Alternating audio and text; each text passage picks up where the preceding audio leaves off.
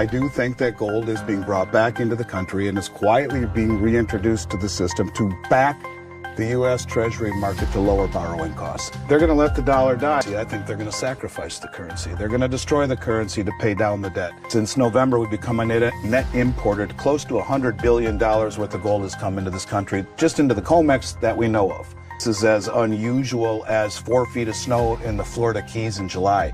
Doesn't happen. I've been doing this 36 years. This has never happened. The point of it is that there's so much smoke. Where's the fire? And if you have to bring it back at that level and do so quickly, right, well, you better do it quietly because, loose lips sink ships. Maybe they want to reset the system and blame it on someone else. Do not say a word because it's national security. If we don't do something unconventional like this, then it's going to be not just a hard landing, it's going to be a complete and total reversal of everything. That's when you get the reset. This is The Real Story with Michelle McCory. Hello, I'm Michelle McCory, and welcome to the very first episode of The Real Story, where we go beyond the headlines, beneath the surface, and behind the curtain to see what's really happening with money, markets, and power. And right now, the world is watching a slow-motion crack in the foundation of the US-led financial order.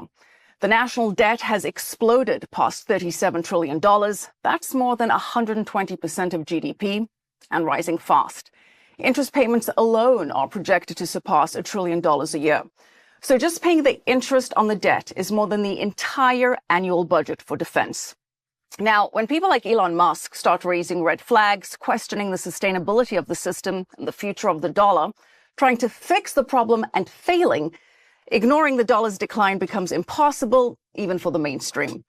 But the dollar is not only facing risks from within, it's also being attacked from outside.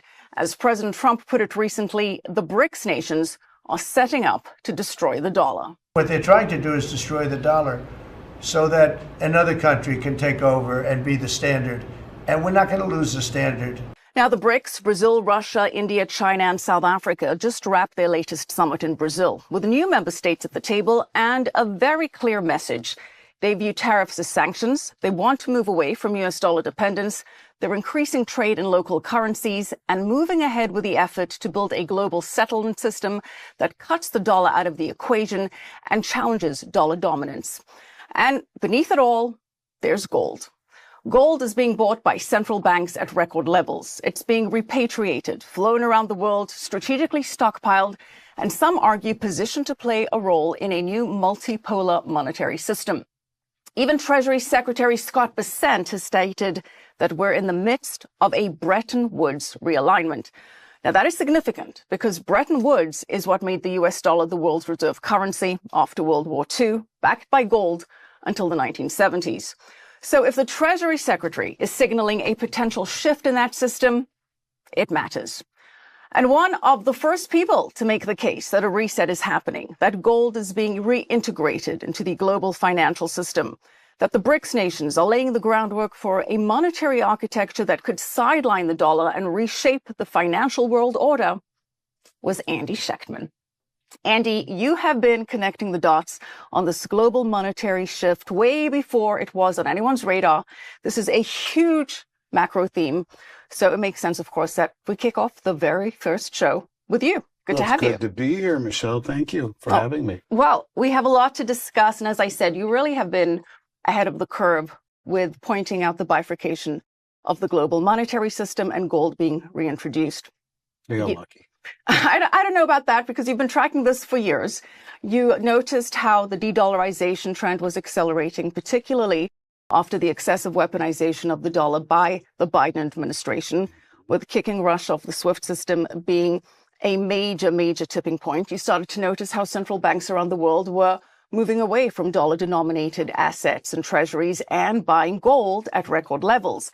Then you pointed out how the BRICS coalition was growing, expanding, saying they want to move away from the dollar, and also saying and expanding trade in their own local currencies. Right. Then you were saying, okay, looks like they're setting up to launch a common currency, some alternative global payment system. And all along, you've been saying that gold is the way it's going to happen, that it's being quietly reintroduced into the system not with fanfare, but subtly through strategic action by central banks and the BRICS coalition. Exactly. And now you're saying that the U.S. may actually be forced to do the same, and that it may actually help stabilize the system and preserve or extend the U.S.'s lead in the global financial system. Exactly. Okay, so You nailed it. We're done. So that's what we're going to dig into. We're going to dive deep. But I'll let you make your core macro thesis in your own words, and then we'll dissect the details. Well, I mean, I think you can make it very simple. You can start by the global south or with the global south and say that they are trying to break free from the Western hegemony, largely because of the mismanagement of our monetary system, our fiscal irresponsibility, and the weaponization of the treasury market. As far as what's happening here, you nailed it. I do think that gold is being brought back into the country and is quietly being reintroduced to the system to back the U.S. Treasury market to lower borrowing costs. There are very few ways that I can think of where you can actually have demand for the Treasury without raising interest rates high enough to break the system. So if it's pegged to gold, which I believe it will ultimately be, you lower your borrowing costs to a level that actually might allow us to reshore our manufacturing and grow our way out of this problem. I think that's where we're heading.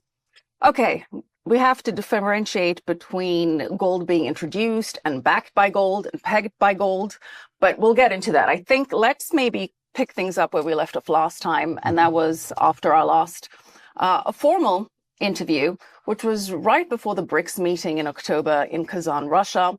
And the expectation there was that the BRICS would come out with the unit, a common currency backed by gold, and a basket of other currencies, and that they would also launch Project Enbridge. Right. Meeting happened, but these initiatives did not come to fruition, at least not as expected. So what happened there? Well, really, the BIS, in an act of espionage, right, taken from a James Bond plot, pulled out at the 12th hour saying that they would not be able to be part of a system that would allow countries to sidestep Western sanctions. And I joke typically when I talk about this and say it's as if the innovation hub of the BIS, who had been developing this with China, Hong Kong, Thailand, and the UAE for 4 years, just came to the realization that Russia was the R in BRICS. This was done in a very dirty way. And I think it really upset the BRICS, and rightfully so. So to say that we weren't given what we had hoped, well, I think that's fair to say. But if we go to the meeting before that meeting, when the BIS pulled out, we were told, indeed, that Dilma Rousseff, the president of Brazil, former president of Brazil, and the head of the new development bank said, yeah, we've agreed in principle to a new settlement system, traded over Enbridge, and the new settlement system is called the unit. It will be 40% gold-backed redeemable, 60% a basket of BRICS plus currencies. That's what we were expecting. That's not what we got because of this. But if you look closely now, I think it's coming. All right. So the BIS was full of BS, and it was an intentional attempt, I believe so, to derail this. Augustus Carsten's not the most trustworthy fellow, no, if you ask me. Well, he looks like Augustus from Willy Wonka, yeah, only grown up, and what he did was just awful. You know, you wouldn't make this statement at the 12th hour if it wasn't done for effect. It was a drive-by shooting, if you ask me. Okay, so that derailed that launch, but you're saying that China has taken matters into its own hands in a more discreet way. Yeah. And is launching a global payment system somehow linked to gold in a way to globalize and internationalize the yuan. So yes, break that down. Well, for we'll us. start with the global payment system. It is the Enbridge. They call it the Renminbi Cross-Border Settlement System, which is the Enbridge. And they announced about 3 weeks ago they connected 11 Asianic countries, the countries in Southeast Asia, with five Middle Eastern countries. They're connected to this system, which is Enbridge, and allows settlement in 7 seconds versus 3 to 5 days that SWIFT takes, including you don't have to go back and forth between the dollar twice in order to achieve your transaction. A 98% reduction in fees without any SWIFT interference. That's the rails. Now we'll get into the gold discussion, I'm sure, but it's important to know that this vehicle, if you will, is operational. This is what the BIS Innovation Hub pulled out of. In 2022, they did 22 million in cross-border payments from 20 central banks with their respective central bank digital currencies to prove that it was actually operational. And indeed, it is operational, and now connecting these countries in Southeast Asia and the Middle East, which right now represent nearly 40% of global GDP, just proves not only is it operational, that it's expanding, and there are countries that are willing to sign on. These are the first. Okay, so it's a cross-border settlement system that you're saying is faster than SWIFT, and countries 7 seconds versus 3 to 5 days. It's remarkably faster, and a 98% reduction in fees. And countries have been using this instead of SWIFT? Countries will be using this instead of SWIFT. The 22 countries that did, or the 20 countries doing 22 million in transactions, were beta tests. So it does work. The countries that have since subsequently signed up here just recently will be using this, as will many other many other countries, to facilitate cross-border trade with one another, free from SWIFT intervention, at a massive reduction in fees and a massive acceleration in efficiency. Okay, and now I know there's a gold angle here.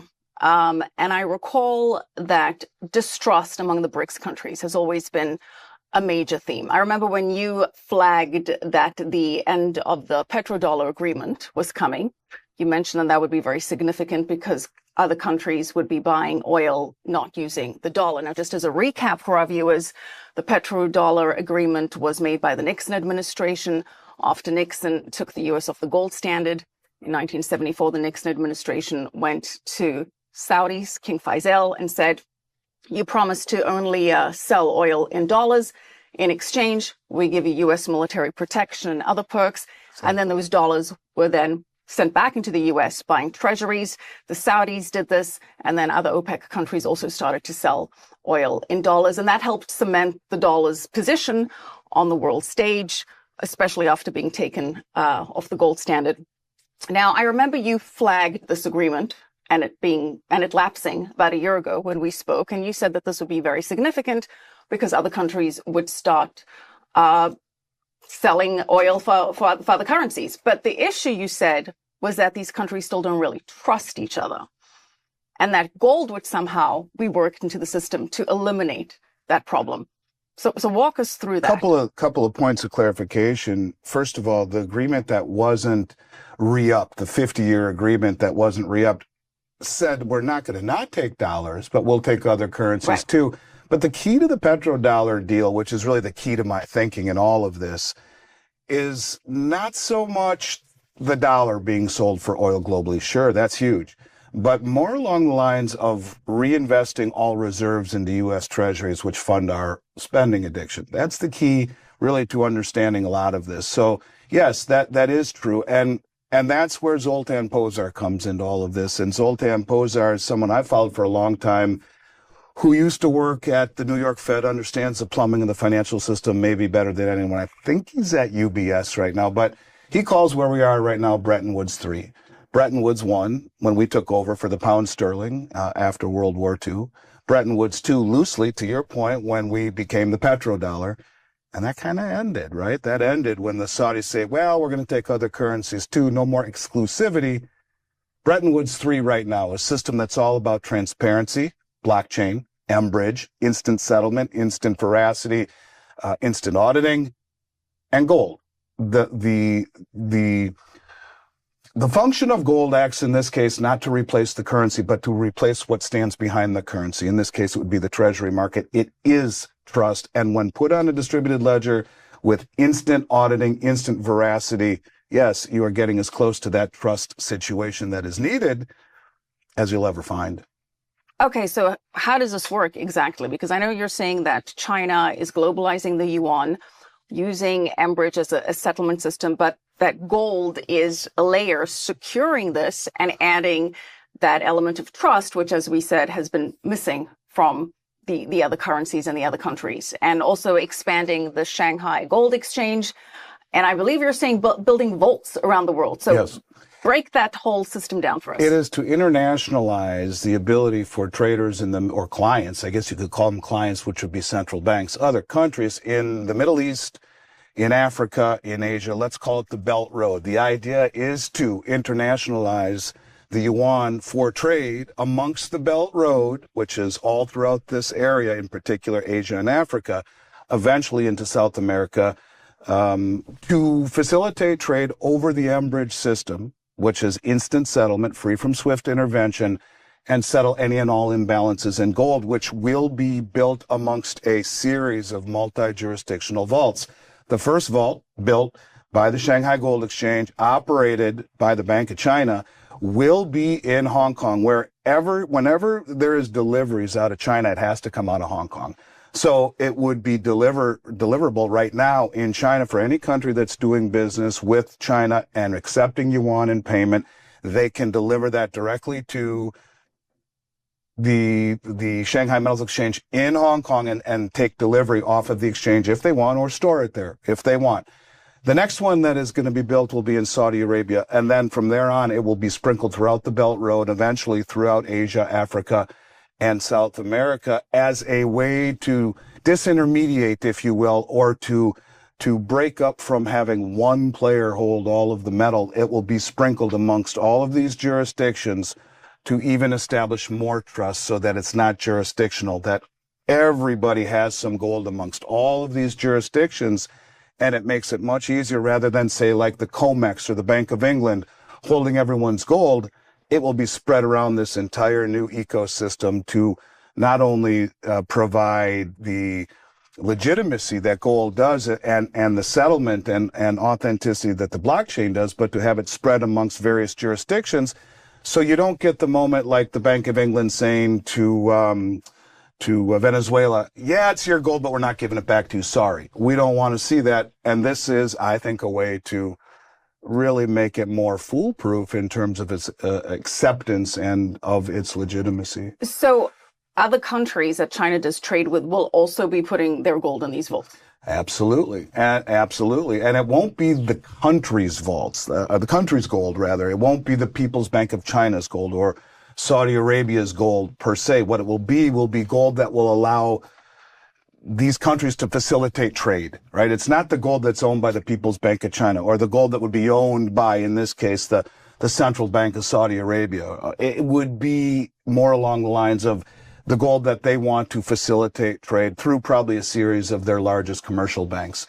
It's a way to trade and settle in gold, not to post your own country's sovereign gold. So there's a little bit of a distinction there, but nonetheless, it's using gold as in essence, as the reserve or as the authenticity of a system that is trying to find trust in a world that seems to have gone astray from trust. I get that, but it sounds like this is very logistically challenging, right? Because, who is securing these vaults? Who's making sure that the gold is there? If there's some kind of transaction, do you need to move gold from, one vault to another? Who's, the auditing, all of this? All of that is done on Enbridge, first and foremost, the auditing and the instant settling. There will be auditing done, I'm sure, by, whoever is running the vaults, whether it be the Shanghai Exchange or auditors within the countries that these vaults are spread throughout. The exact details of things like that, who's auditing, aren't really available at this moment. But look at it this way. If they're trying to be legitimate, if they're trying to do this the right way, the last thing they'll do is allow any type of questions as to that. But these countries don't trust each other. So great, you have the gold there, right? But is China really putting gold in a vault in Saudi Arabia and not having any sort of security? Yes, because it's because is there like a coalition that would? Well, I would assume so. But it's deliverable.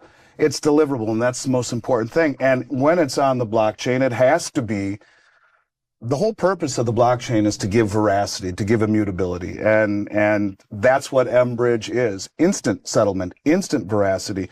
Now, as far as who's auditing it, I'm sure I don't want to bypass it like saying it's not an important detail, but I assure you those details will be worked out so that all the players who are depositing their gold amongst and that's the thing, it's not just in one vault. If it were in one vault, I would understand that. It will be amongst a series of multi-jurisdictional vaults, and everyone will sprinkle their gold in there to eliminate this kind of problem. Do you have to physically move the gold from one vault to another? No, you could either move it from one cage to another. Here's China's, here's Saudi Arabia's, here's Russia's, here's whatever, or they can have it delivered. So part of the plan is it can be stored or delivered. And that was also the exact same thing with the unit, deliverable upon request. Doesn't need to be delivered. It can be held within this ecosystem. But look, the same thing could be said about COMEX. It should be. The same thing could be said about the LBMA. It should be. And this is the whole concept of rehypothecation with these two exchanges. This is not rehypothecation. And the way that it isn't, it's cash and carry. I want it right now. I'm going to pay for it. I'm going to exchange it. Bang, give it to me. And if it's not there, and if there's a delay, very quickly, it just derails the whole thing. Okay, but just to be clear, they have the option of converting the currency to gold. Right now they do. And it's not a necessity. They don't have to, but they Right. can. And that's the difference. So it's not a currency backed by gold. It's not like the dollar is backed by gold, but you have the option of buying gold with dollars off of COMEX. It's the same thing here, that the real delineation is the ability to convert yuan into gold at yuan prices off of the Shanghai Exchange immediately. So has there been a transaction where the yuan has been converted into gold? For example, has China bought oil from Saudi Arabia, United Arab Emirates, and then say it's the UAE? Have they said, we don't want the yuan, we actually want to convert it into gold? Has that happened yet? The test trades, the first two test trades were between the UAE and China for gold and for oil, not off of this new system, which has just been introduced. It's just been announced that they are now trying to internationalize the yuan and make it redeemable in gold through the Shanghai Metals Exchange in Hong Kong.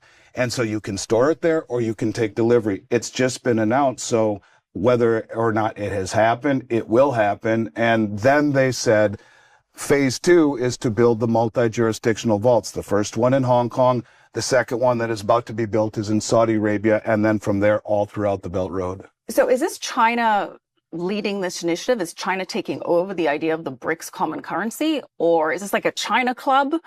Or do the BRICS enter this picture at a later stage? No, I think what it is exactly that. I think, look, Trump isn't going to be president forever. They got a couple of years. They'll wait him out. They'll wait him out and they'll build the rails. And that's exactly what this is. The unit was trading over this same platform. So instead of the unit, they're trading the digital yuan. So now Trump says anyone that does any form of a common currency, remember, this is a common settlement currency. Each one of these countries, in the test, they did 22 nations, or 20 nations and 22 million. Here, it will be just the digital yuan trading over this platform with other central banks, right? So Central Bank of Saudi Arabia can trade with the Central Bank of China. They can trade amongst one another and settle in gold. And if Saudi Arabia doesn't want to hold yuan, they can immediately take possession of the gold and have it shipped from the vault right now in Hong Kong to Saudi Arabia. Pretty soon they'll have it right there in their backyard.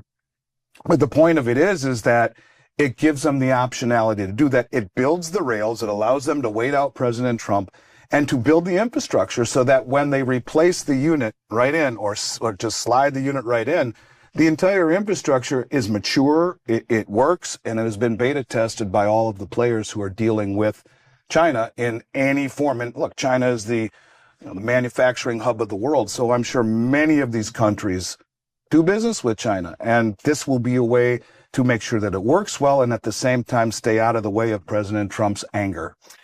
And that's a very valid point, because President Trump said that anybody that participates in this will, at one point he said, face 100% tariffs. Then he said additional 10% tariffs. He said that this is like losing a war. If the U.S. loses the global reserve currency status, I agree with them. Well, we will get into Trump and his potential response and reaction, but I just want to clarify a couple of details here still, because wouldn't having a gold, I guess, convertible system, it's not backed system, prohibit the People's Bank of China's activities? Doesn't it curtail them? Are they now not like limited to the gold that somebody may want to convert the yuan into? Yeah, well, that would be if it was backed, right? So it doesn't inhibit it at all, any more than it inhibits the United States, because there are no currencies that are backed by gold any longer. It just means it's redeemable in gold. And it's the exact same thing here in the United States.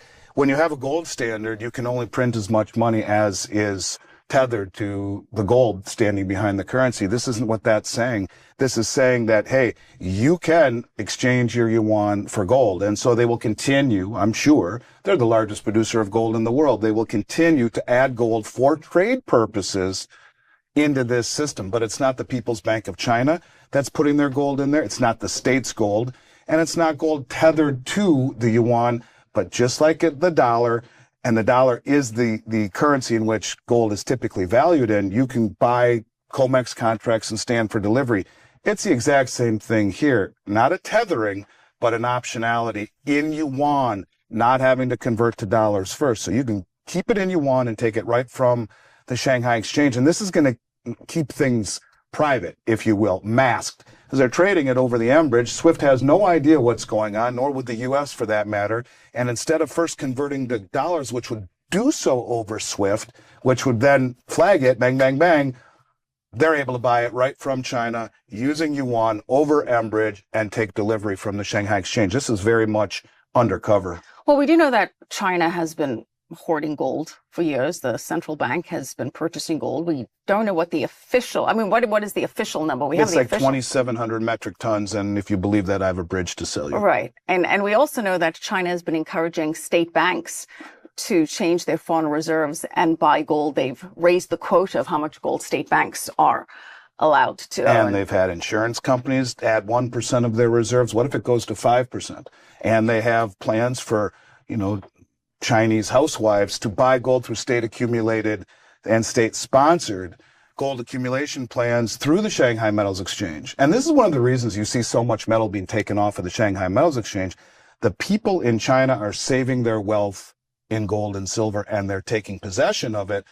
This is a trend that isn't just for the state. Alistair MacLeod, who might be one of the smartest guys I've ever met, 3 years ago said that China had 38,000 metric tons by his estimation, 20 by the state, 18 by the people. Well, that's almost 5 times more than we supposedly have here in the United States. So I don't believe it at all. Not to mention their numbers, their import numbers have been flagged where they said for quite some time, we're not buying any. No, that's not true. They were flagged by the import-export numbers. And the estimates coming out of the IMF right now and out of analysts from TD Bank is that the accumulation by the central banks in China in particular is as much as 10 times underreported, and it's probably more than that. Why would they want anyone to know how much gold they're accumulating if indeed this whole ecosystem is going to be a function of or a backing of gold ownership? And you wouldn't. You'd want to keep it close to the vest. And that's probably why they don't want to report it. I wouldn't want to report it in that case. What about the idea of BRICS unity? I mean, this does sound to me like a very China-led initiative. Like, is India going to go along with this? You say that this may be laying the groundwork for the potential, BRICS unit or BRICS settlement system. India is trying to make nice with the United States, trying to cut a trade deal. Are other countries going to participate if China takes such an aggressive lead so early on? Yeah, but remember, this is China, right? And what it is that then at some point, let's just say Trump were to lose the midterms. Let's hope not. But if he does, or let's say that this party is out next election, you now have a very mature ecosystem that they've proven works with a whole infrastructure of jurisdictional vaults all around the Belt Road that say, hey, it works. You can settle in gold. You can see instant settlement. You can trade in your own currency. You can do so over Enbridge. There's no SWIFT interference. Now it's time to introduce the unit. They're biding their time. Mm-hmm. I think they're waiting out this administration. And China plays a long game. Well, they do. And India and Saudi Arabia are straddling. Saudi Arabia's actions, they were right before the BIS pulled the plug on Enbridge, Saudi Arabia became the 5th full participant. Even though they didn't help design it or develop it, they became a full participant in Enbridge. And Saudi Arabia didn't re-up the Petro deal. And Saudi Arabia did say we would take other currencies. And Saudi Arabia is selling their oil for yuan. So even though they have still made nice with President Trump, their actions are at least 1 foot deep on the other side. And you could say the same thing about Russia. About India. Well, it makes sense because this meeting that happened in October was before the elections, and perhaps nobody was sure how those would turn out. And Trump on the campaign trail said that he would take any action like this from the BRICS very, very seriously. So perhaps that's also why the BIS also had a change of heart after Trump came into power there. It's interesting, though, because at this BRICS meeting, President Xi Jinping was conspicuously absent. He did not attend. But right after the meeting, we had Russia and China meet at the Shanghai Cooperation Organization Summit, an organization that you have highlighted in previous conversations and in terms of its scope of trade and representing the world's population. So they met there. Sergei Lavrov met with President Xi, and Putin and Xi are meeting in China September 3rd in what will be commemorations marking the end of World War II in Asia. They're meeting in China. And this comes at a time, Andy, that Russia is also launching physical gold trading. The St. Petersburg Exchange is expanding into that. Do you see potentially a connection there? Do China and Russia then take the lead with this sort of gold convertible payment system and vault system? Yeah, it's a direct move to challenge the LBMA and the COMEX first and foremost. And there's been a large increase, an 80 or 90% increase in volume on the Moscow exchange, too. That's exactly what it is. It's an alternative gold pricing mechanism. This is what these are all being set up for. It's become very obvious that the LBMA and the COMEX are rehypothecated exchanges. And we've talked about that ad nauseum. The exchanges that are being built throughout the world, whether it be in the existing exchange in Russia, the new exchange in St. Petersburg, the new exchange in Singapore, the new BRICS exchange that is being built, the Shanghai exchange, the exchange in Dubai, all of these exchanges are more or less cash and carry. They're not futures exchanges. So you pay and you get. My feeling is that there will come a time when there is such little offering on the COMEX or the LBMA because they've been bled dry, that you will see that these exchanges across the globe, which appreciate and understand gold far better than the West does, which accumulate gold and integrate it into their lives far more than we do, will take the lead, and you will see a new benchmark system that will come out of the East. At least that is the playbook, I think, and unless someone in this administration gets wise to it. And that might actually be happening. They may actually be trying to front run the BRICS. And that is definitely a point I want to hit. It's a huge part of this conversation. Before I do that, though, I do want to mention the role of the IMF, the International Monetary Fund. That was a big topic of conversation at this BRICS meeting. Yep. The BRICS nations were calling for reform, were calling to change the voting quota. And perhaps it's because in 1978, the IMF formally stripped gold of its role as a standard of value and banned linking currencies to gold. Yes. Is that a happy coincidence that they're setting up this gold loosely backed system, and at the same time they want to make the IMF change its position on gold? It does. And I wrote something down here. I just want to read one paragraph, and because I think they understand what gold is. This is from the IMF. Gold, as per the IMF, is the only universally accepted financial asset that is not someone else's liability. It is treated as a financial asset because of its special role as a means of financial exchange and international payments by monetary authorities and as a reserve asset held by monetary authorities. In other words, the IMF may say that because they're a Western institution that was founded at Bretton Woods, but they know darn well what gold truly is, and they're calling it a financial asset that has no other liability. And that's a very powerful statement. So yes, exactly. Not only do they know it, but these countries, these BRICS countries are saying, look, we don't need to be beholden to the Western system. We would rather have an asset that is of no one else's liability. We do not want to be beholden to the West.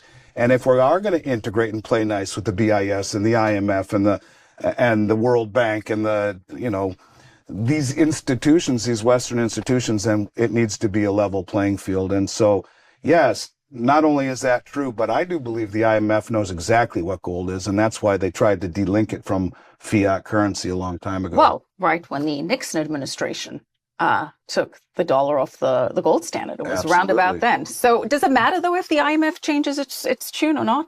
Like, does Do we care? Do the BRICS care? Well, Is it significant if it doesn't change its classification? it is, because ultimately at the very beginning, I found it kind of interesting, and that in looking at the statement that came out after the BRICS meeting in Kazan, they talk about their desire to integrate with the IMF, with the World Bank, with the United Nations, with the Bank of International Settlements, even with the World Health Organization. I was very surprised by that. In other words, what this organization is trying to do is not to replace the dollar, but to find an alternative to the dollar.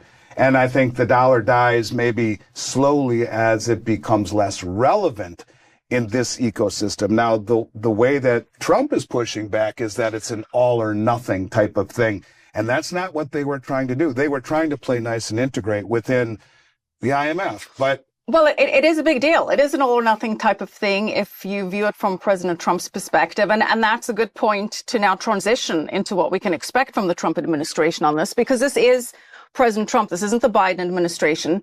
He's been very, very vocal about this. He has identified this shift even before he was president, speaking about it, saying that there will be hell to pay, that there will be Trump wrath. He said that this is like losing a world war. He recently spoke about it, and we'll put it in his own words. Let's play that soundbite. BRICS was set up to degenerate our dollar and take our dollar as the standard, take it off as the standard. And that's okay if they want to play that game, but I can play that game too. So anybody that's in BRICS is getting a 10% charge. But what they're trying to do is destroy the dollar so that another country can take over and be the standard. And we're not going to lose the standard at any time. And if we lost the world standard dollar, that would be like losing a war, a major world war. We would not be the same country any longer. We're not going to let that happen. The dollar, you ever hear the expression, dollar is king? The dollar is king. We're going to keep it that way, okay? I mean, Trump is not going to let this happen under his watch. He said this would be like losing a major world war. He's not going to let the dollar be dethroned. At least it sounds like it under his watch. He's a legacy guy, right? So what can the U.S. do about this? Maybe get their financial house in order, which they have done a pretty poor job of doing. In fact, here again, a $3 trillion deficit this year. Maybe stop alienating our allies through threats and tariffs on countries like Japan and Mexico and Canada, countries that we have good relations with. Maybe stop acting in a way that is coercive or is aggressive and start extending the olive branch. In other words, it's strange the way that it's happening. Yes, he talks about wanting to maintain dollar supremacy, yet at the same time we're destroying the dollar through irresponsible fiscal policy and pushing the world away through what is called a tariff but is a veiled threat or is a sanction. So on one hand he says that, on the other hand his actions say opposite. Well, we can debate the merits of tariffs and whether they actually do help balance the global trade field, which has been unfair, as President Trump says it, and it may actually help to onshore manufacturing in the long run. But in terms of an immediate kind of response here, right? I mean, do the BRICS really want to antagonize President Trump? Can he do anything beyond, I guess, threaten sanctions and tariffs economically? Do the BRICS really want to be cut out from the top consumer market in the world? And if you're saying it's not even the BRICS because sort of China is taking the lead here, is that the wrath that they want to incur? No, I don't think it is the wrath that they want to incur. I think that that's why China is taking the lead here. But I will remind everyone what Sergei Lavrov said just a couple weeks ago. He said that this new technology is being opened to non-BRICS nations. So keep this in mind. This isn't just the BRICS. What he's talking about would be the Shanghai Cooperation Organization, would be the Belt Road Initiative, would it be European countries?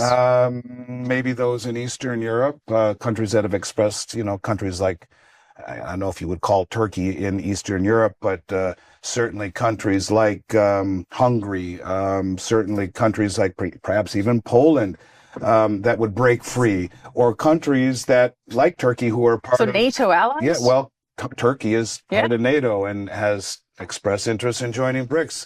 So yes, I think it could be, but again, this is a situation where, no, they don't want to antagonize them, but the infrastructure is being built. This is a trend that won't stop. It just might be slightly delayed with the unit introduction until perhaps Trump administration is over. I mean, I think that the actions that the United States have taken haven't changed anything at all. In fact, have probably increased the reasons that we're seeing the belt or the BRICS join each other. And that's one of the reasons Lavrov came out and said that this technology will be open for non-BRICS nations. You're talking 90% of human population if you throw in the Belt Road, which is highly connected to the BRICS, if you throw in the Shanghai Cooperation Organization, which is highly connected to the BRICS, and all of these units, even the Asian countries and the Middle Eastern countries, they're not in the BRICS, but they're all connected.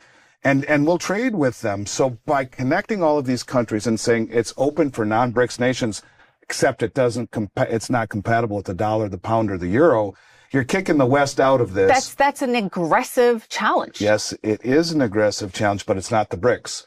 So this is a technology that is just an alternative.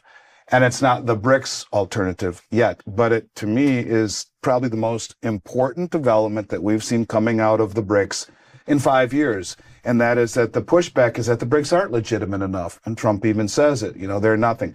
You add it and allow other countries other than the West to transact over this system and settle imbalances in gold.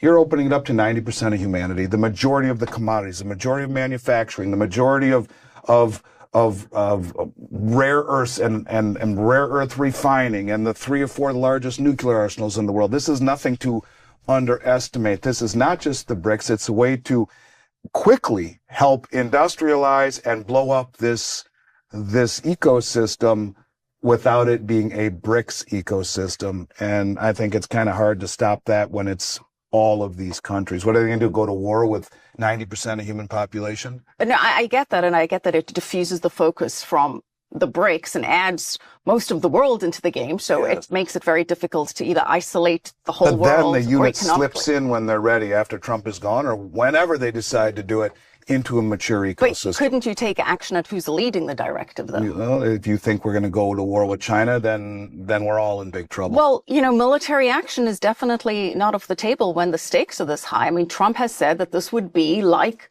losing a major world war. Yes, he's got 3.5 years left in his term. But as I mentioned, I don't think Trump wants it under his legacy that the dollar got dethroned and that the SWIFT system was swapped out. And, you look at these recent strikes on the Iranian and nuclear facilities. Now, whether or not you think that helped maintain a global peace and global safety, that's a whole other conversation, whether or not you agree with the move. But it was a decisive, symbolic act that showed the U.S. and Trump in particular will use military action if and when needed.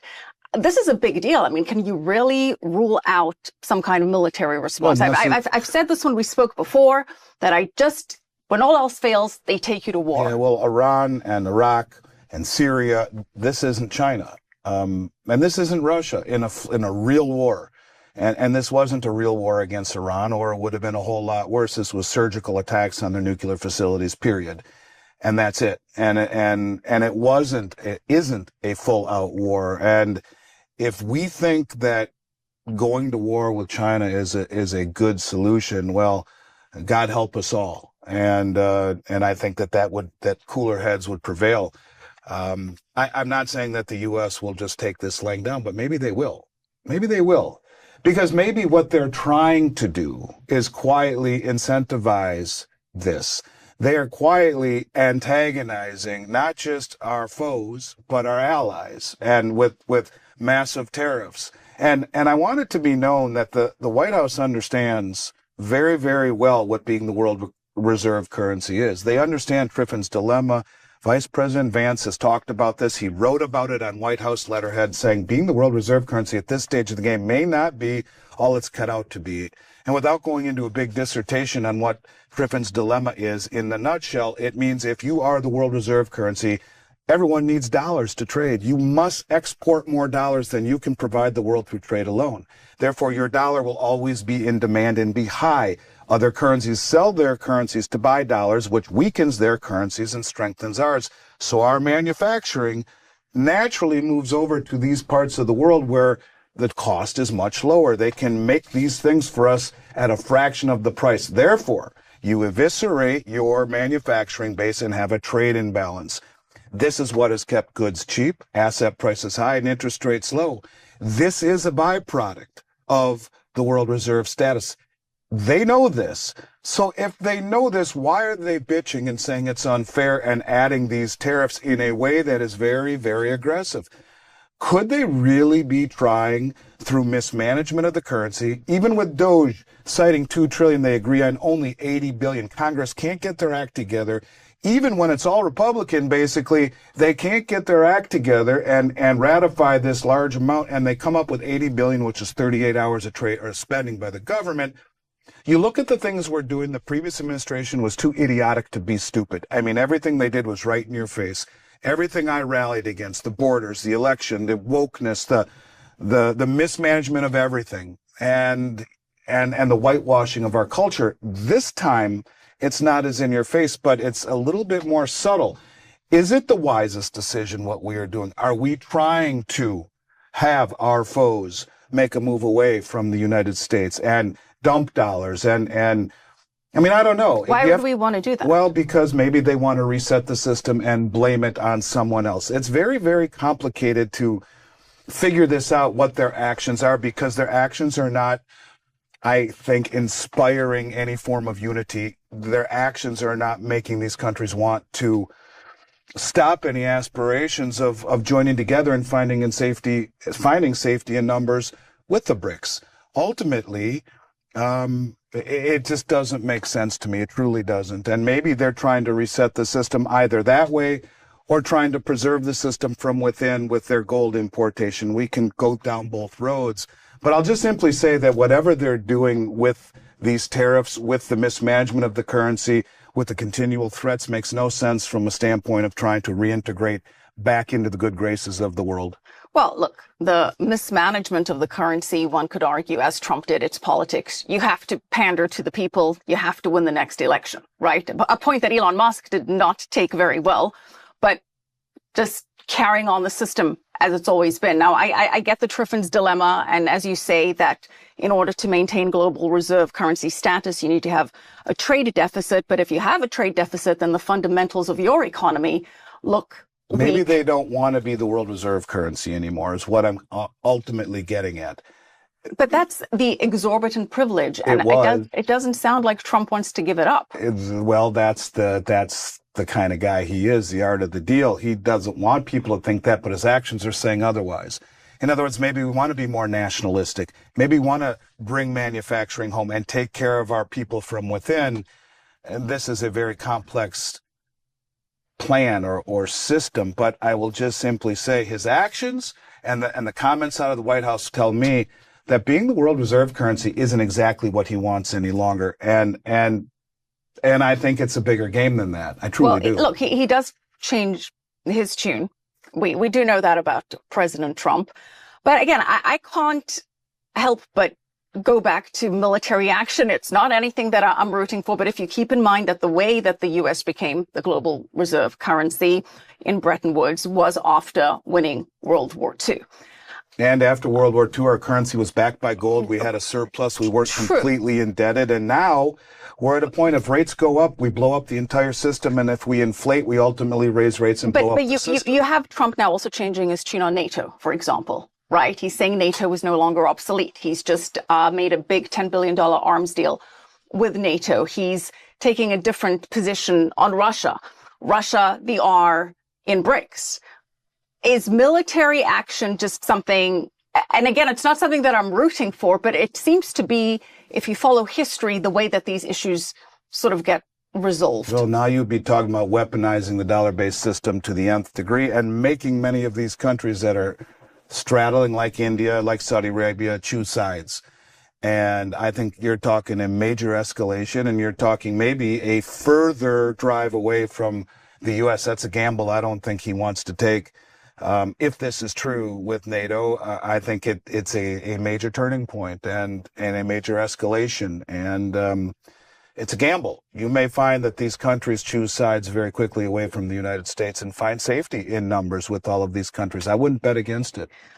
Okay, let's now go back to the point that you said some of this could potentially be by design to get rid of the global reserve currency status, because in the long run, it's hampering the U.S. economy. It's hindering manufacturing. And we know Trump wants to onshore manufacturing and make the U.S. independent again. That's been a big theme here.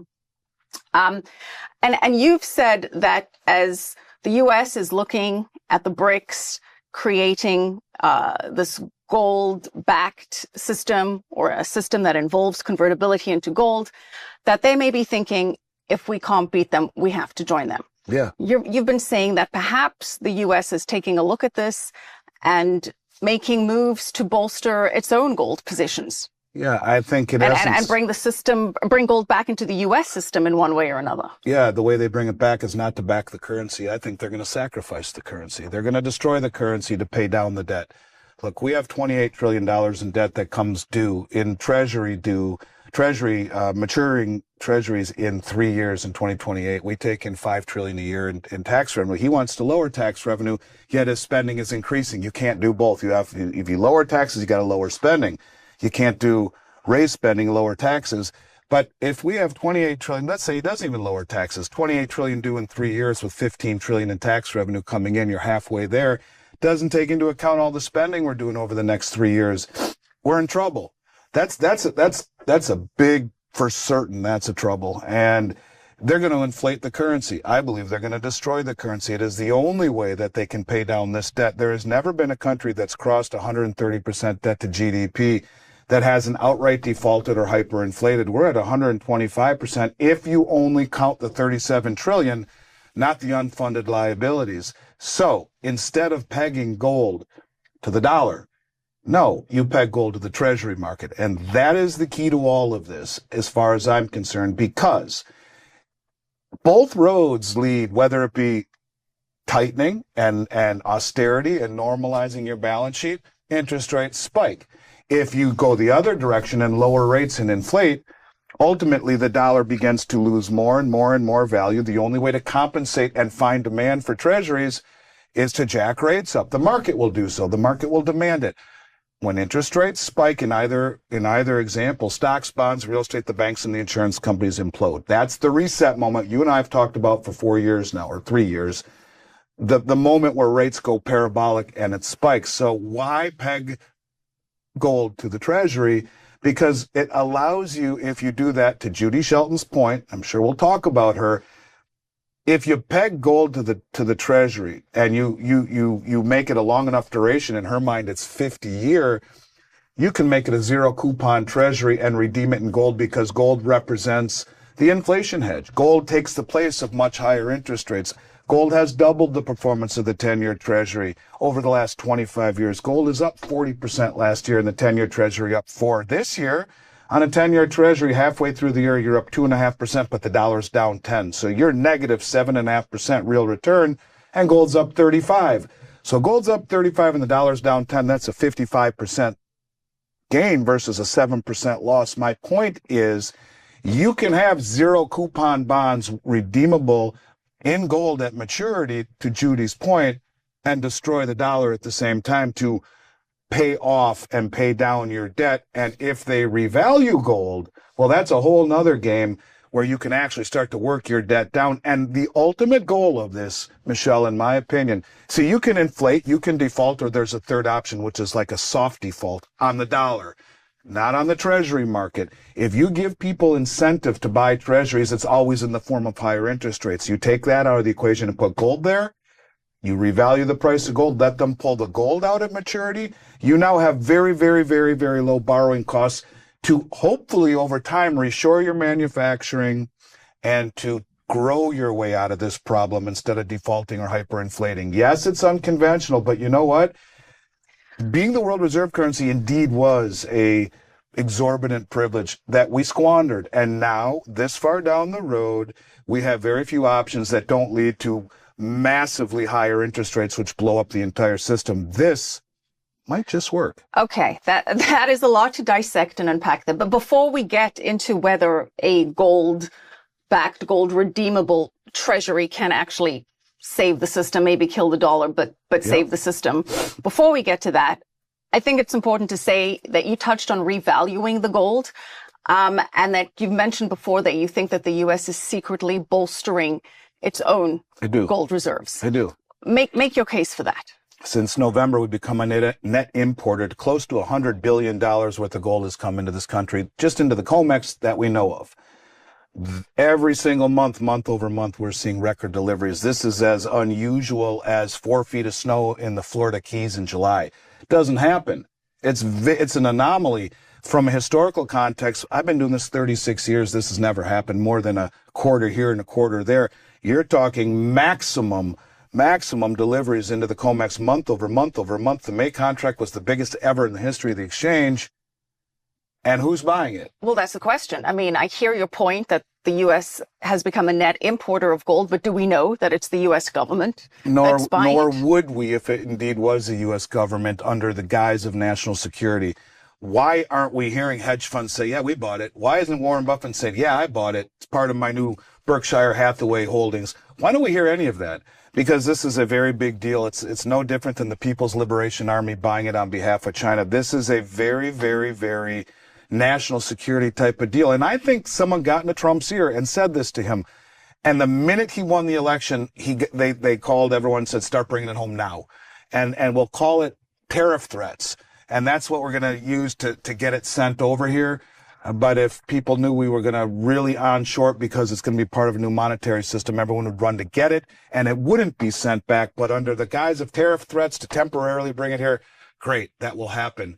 And I think that's what they're doing. Someone said to him, this is happening around the globe. I've been screaming this. Maybe he's been listening to me. I don't know. I've been screaming it since He's been on Fox News, maybe, because he loves Fox News. Well, that's the thing. Since 2020, I've been screaming it.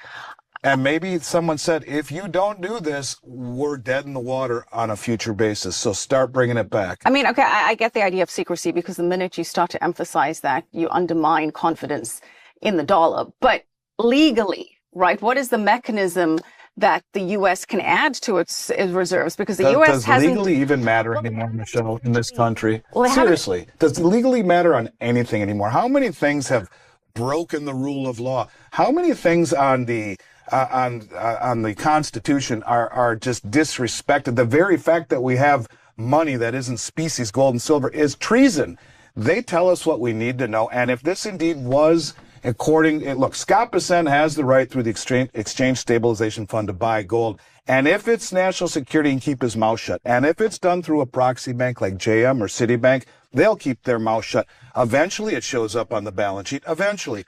And I would argue that we know what we're supposed to know. Even the stuff that is declassified, they still redact stuff because you know what? It's national security. Well, this is national security on a much, much bigger level. National security for our grandchildren's futures, not just national security. I'm not necessarily disagreeing with the strategy here, but I do want to point out that gold hasn't been added to the U.S. reserves officially since 1950, and we do have a very divided government. So yes, you do need to report this to Congress. And because we're so divided, sometimes the Democrats don't necessarily act in what is the best interest of the country, some would argue, but what has the most maximum effect in an anti-Trump way.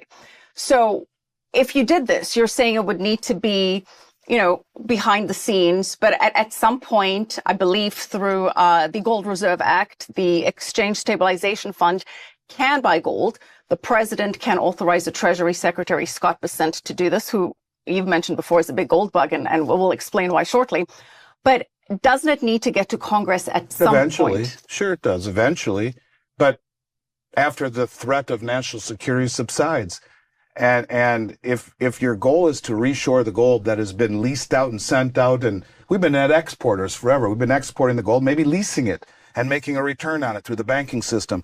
But instead, they're bringing it back. And if you have to bring it back at that level and do so quickly, right. Well, you better do it quietly because, loose lips sink ships. And I believe in my soul that whoever's bringing this back isn't just Joe and Jane six-pack, and it's not even billionaires. This is, in my opinion, the Treasury or the Federal Reserve, and they're bringing it back using the exchange stabilization fund and doing it through proxy banks like JM and Citi, and they're being like, shh, do not say a word because it's national security. And there will come a time when it comes out, but I can think of a million things over the last few years that were illegal, that just kind of happened and nothing happened about it. And I think legality and the Constitution is a convenient piece of paper, if you will, for these politicians when they need it.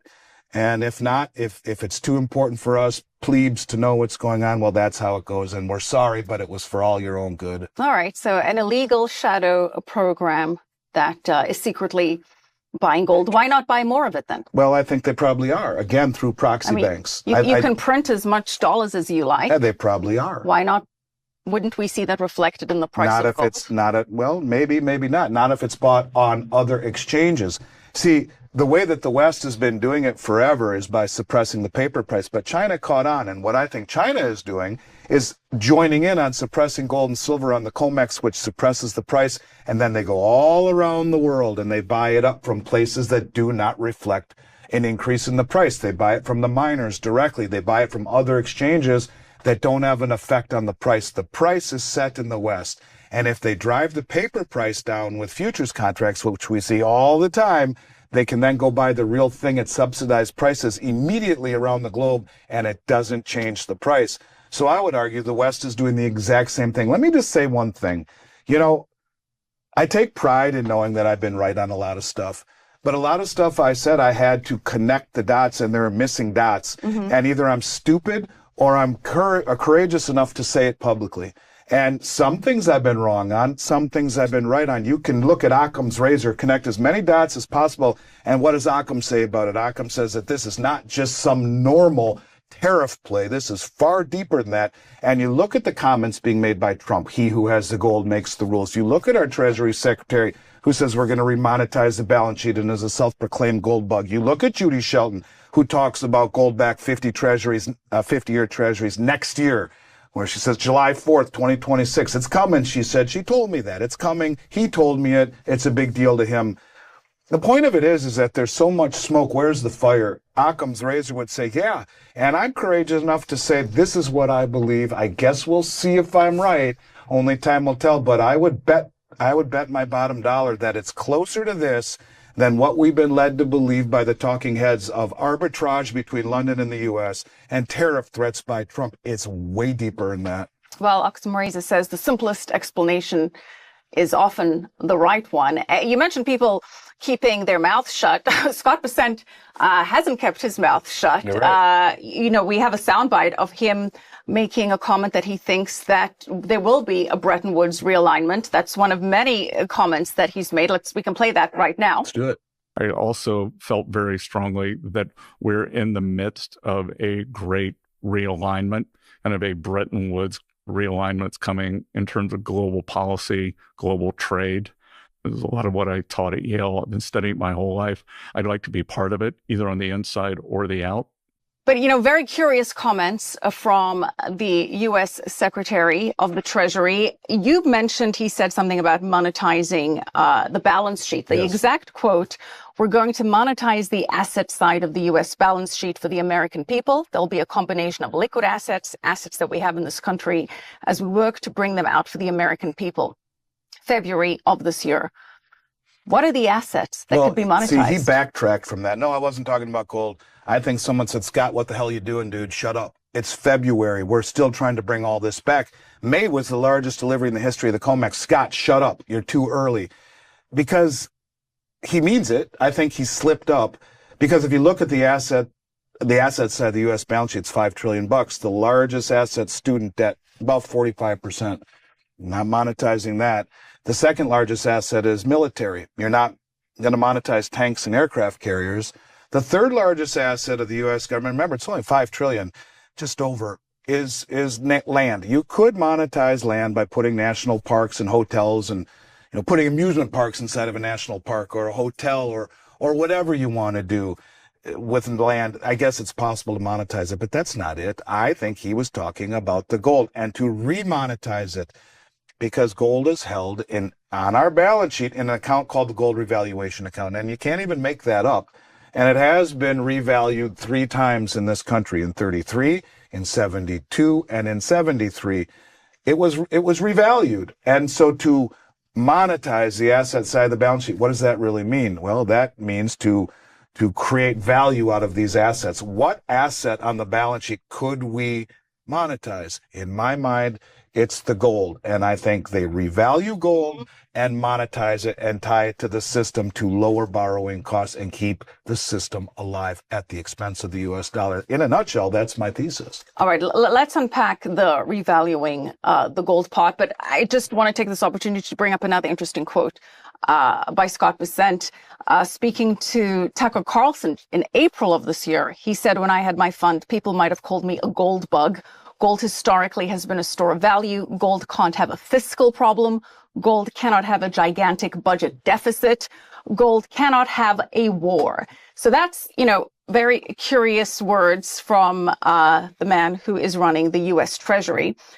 Now, you have said that the way to do this would be to first revalue the gold. Right. The official U.S. price of gold hasn't changed since 1973. Correct. It's at $42.22 per ounce. The market price, give or take, $3,400, right? Yep. Even if you were to do this, right, even if the U.S. suddenly marks to market the gold that it has, it really wouldn't make much of a difference in terms of that $37 trillion of debt because, and correct me if my math is wrong here, the U.S. officially reports holding 261 million troy ounces of gold at the official rate of $42.22. That's $11 billion in book value. Mark to market, it would only be $875 billion, which is not even 1 year's worth of interest payments on the debt. So even if you were to revalue the gold, marking it to the current market price doesn't really give you much. But doesn't that just explain why people don't want to hold the dollar as a reserve currency anymore? Why people are shunning dollars? I mean, that's just crazy that almost $1 trillion is nothing. But I guess my point is, would you want to revalue the gold at a much higher rate? Because at the market price, it's not making a dent. You would have to. And James Rickards talks about $24,000. And the way he does it is dividing the money supply, I think M2, into the amount of gold that we supposedly have, which hasn't been audited since 53. And at $24,000, let's put it this way, every $4,000 increase in the price of gold gives the Treasury General Account $1 trillion free and clear. And the way that works is the Treasury issues gold certificates to the Federal Reserve. And those gold certificates give claim on the fiat dollar value of the gold, not the gold itself. It belongs to the American people and to the Treasury. But they give the Treasury certificate or the gold certificates to the Fed, who then prints the money out of thin air and gives it to the Treasury. So they would get $6 trillion in that example to pay down their debt, maybe to buy more gold, whatever it is they want to do. But in that example, it completely supports my thesis. If they do that, the dollar gets wickedly devalued.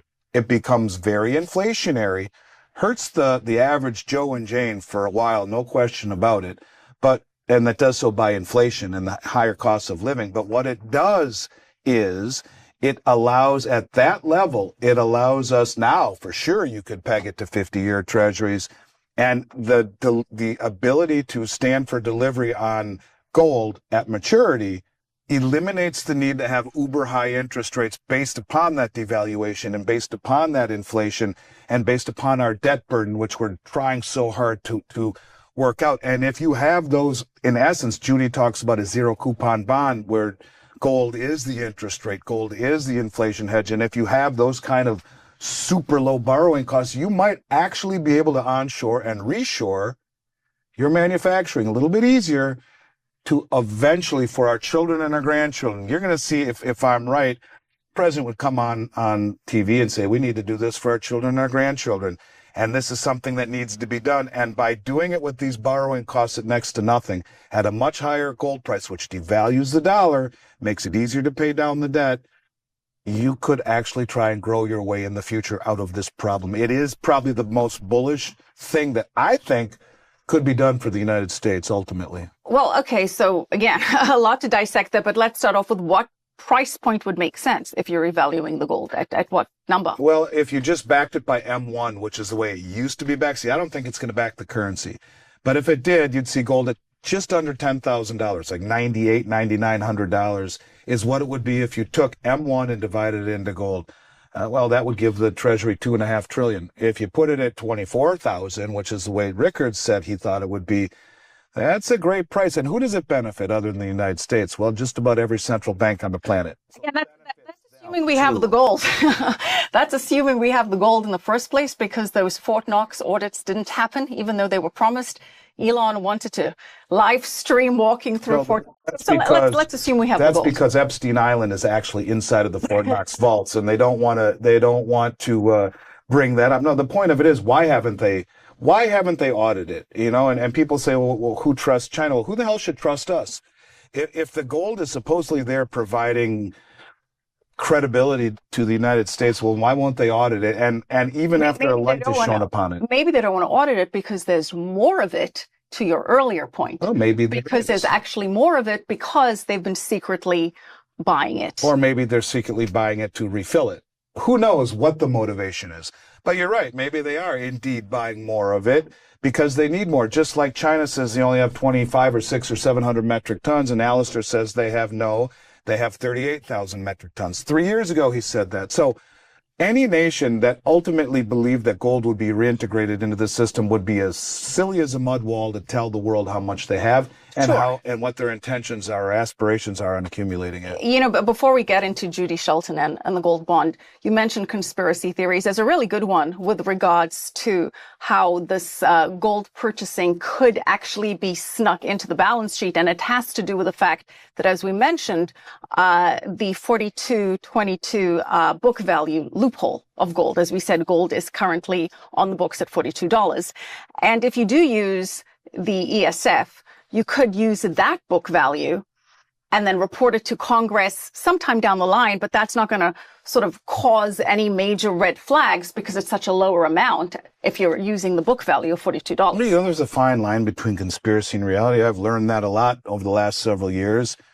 But I think as far as Congress, schmongress, if they believe that this is a true national threat to the sovereignty of this country and its future, then they're going to keep their mouth shut. And as they should.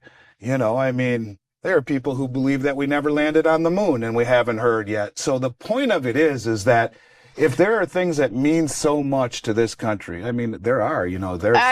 listen, that's a whole other conspiracy. Stanley Kubrick, actually, they said, was the one filming it. Who knows? Yeah, I mean, that... And that would destabilize this country, too, wouldn't it? If we never really were there, would we lose credibility? Yeah, we would.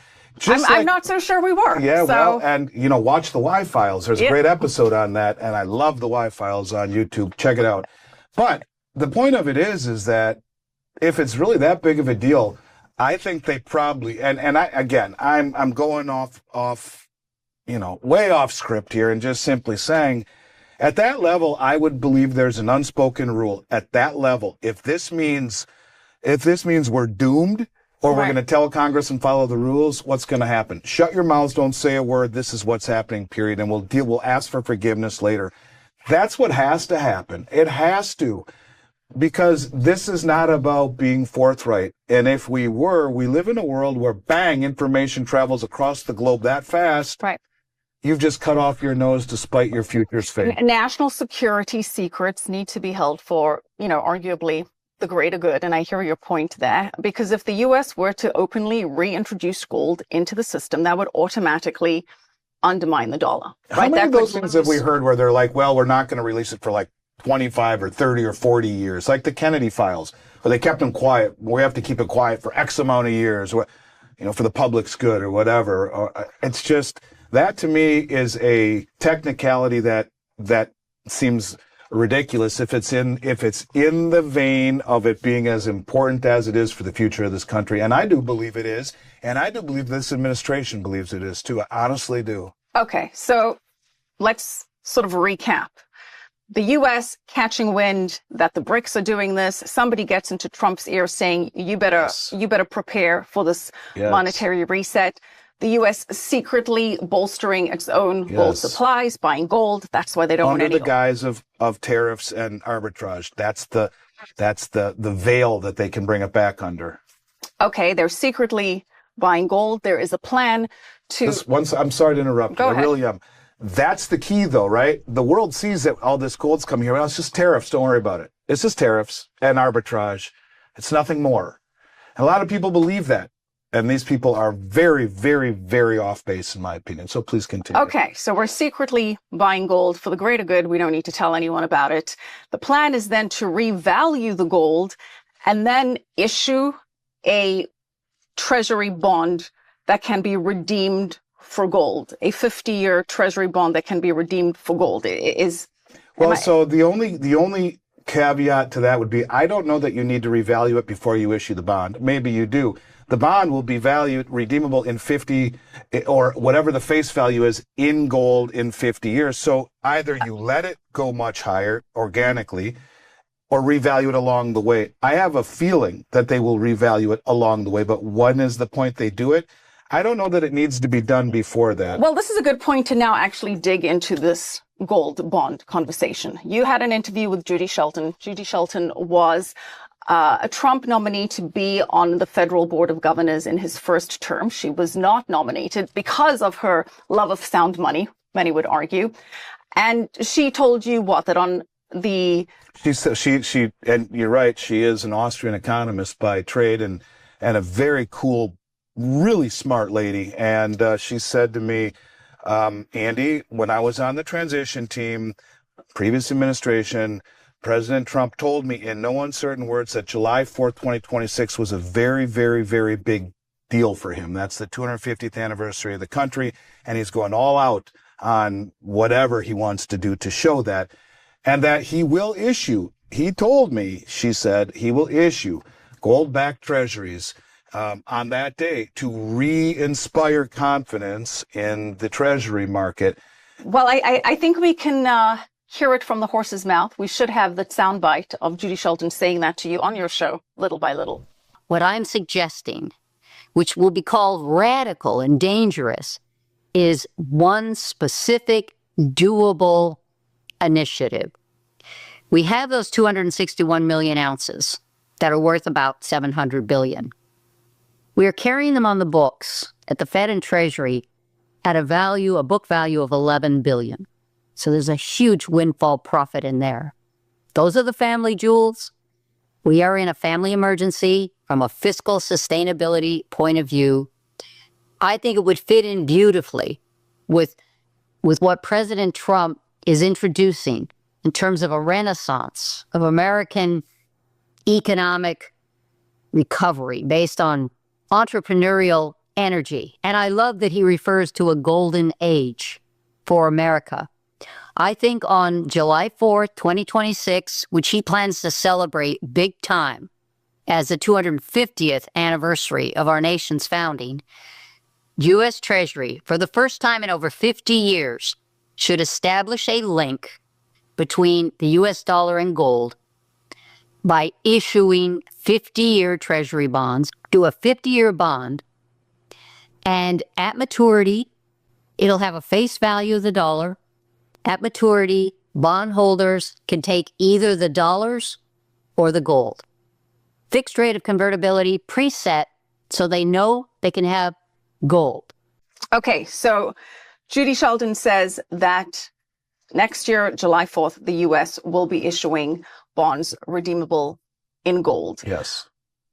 How does this inspire confidence in the dollar? To me, it works the other way. No, because you're thinking, we don't even have faith in the dollar. We need to back it by gold. They're going to let the dollar die. And I think anyone who is discerning whatsoever understands that the dollar is in big trouble. The dollar isn't the issue here. It's the treasury market. So as the dollar continues to inflate, it would only make the treasury bond worth more at redemption, because as we see more and more inflation and more debasing of the value of the dollar, the price of gold goes higher and higher and higher and higher. So the value of that treasury bond, in essence, at the end, is worth far, far more.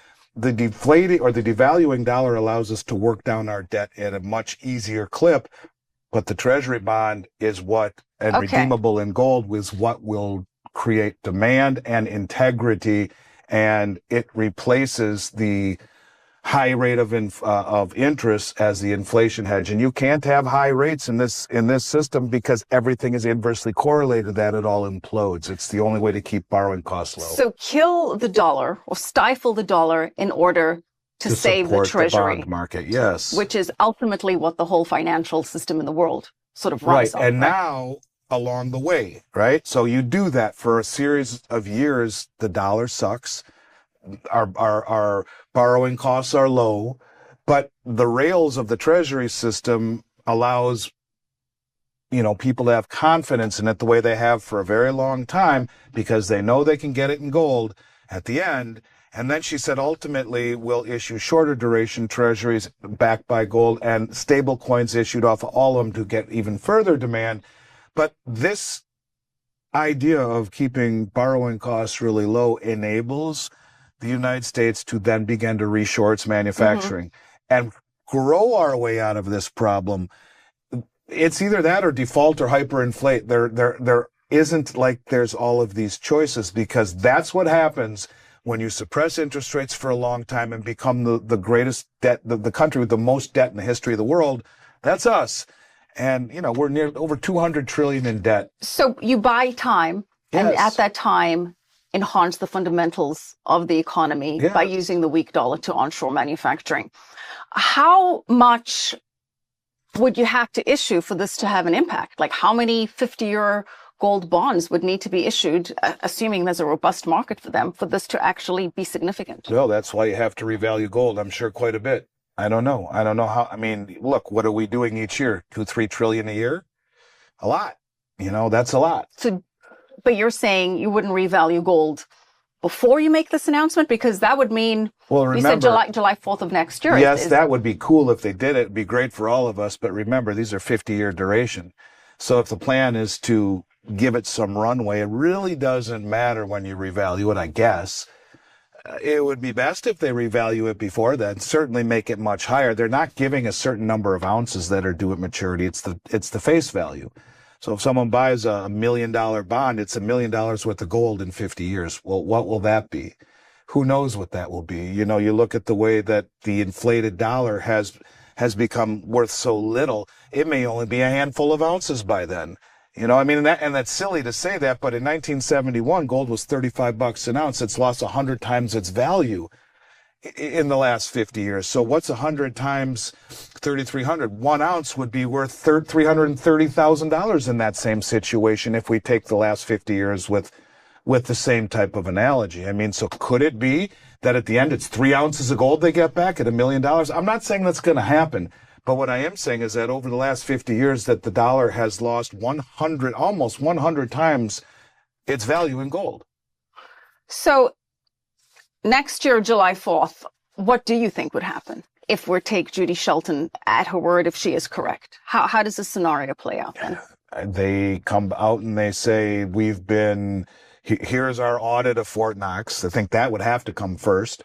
Here's what we have. We're continuing to mine and produce and onshore more. Maybe they don't even say how much they have. I don't know. But what they do say is that we are addressing a problem that is very obvious, that we've gone too far down the indebted path, and we're taking this very seriously. We intend to grow our way out of this. And the first step is to establish credibility and trustworthiness in the most liquid asset on the planet, U.S. Treasuries.